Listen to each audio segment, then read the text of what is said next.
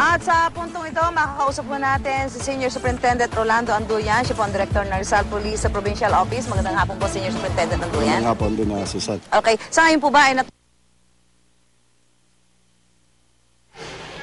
We have the report na pinakita ko sa kanina, yung galing sa Bureau of Fire. No? Ang sinasabi niya is wear and tear nung, which cause yung short circuit ng wirings. Yun ang unang cause niya. Pero yung dito, ongoing pa rin naman yung swabbing ng SOCO teams natin para to determine talaga kung anong pinaka-eksaktong yung cause ng fire. Paano po, sir, naka-apekto sa operasyon ng Rizal Police Provincial Office itong nangyari kaninang umaga dito?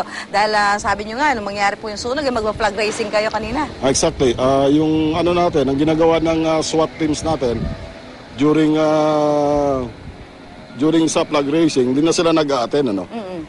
Pumupunta sila sa baba kasi pagka nagpa-flag racing tayo, sinasamantala ng mga criminal groups yung police na nagpo-formation. So ang trabaho nila talaga is to go doon sa baba to have checkpoints and visibility. So lahat is alert, baga gising lahat ng tao rito nung mangyari. Actually, ang kapal ng usok dito kanina, which caused din doon sa estudyante natin na mga mag-aaral doon sa baba na nag-evacuate din because of the fire. Gaano po tayo kasiguro ngayon yung mga explosive hindi ho sila naapektuhan at hindi magdudulot ng panganib ngayon? Actually, cleared na yan siya. Sad to say nga na yung natupok na building is a building ng Special Weapons and Tactics natin. Which is nakahouse po dito yung armaments kasi ito yung panlaban natin sa against criminals.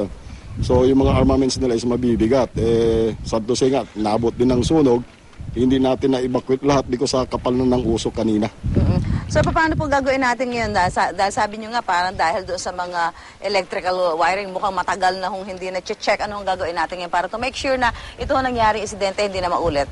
Actually, this is a lesson for us, pati sa ibang government offices siguro, na we constantly check yung mga wirings.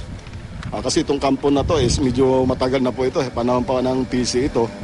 So, yun lang siguro maiko-correct natin dito. But ito, accident always happen. So, ito, lessons learned talaga sa amin. So, hindi naman ho ito naka-apekto sa inyong operasyon ngayong maghapon? Hindi naman. Continuous pa rin naman yung operation natin. Contained naman yung insidente, which only took place mga 30 minutes na nangyari na contain kaagad natin. Medyo, malungkot dahil may mga nasaktan. Ano po?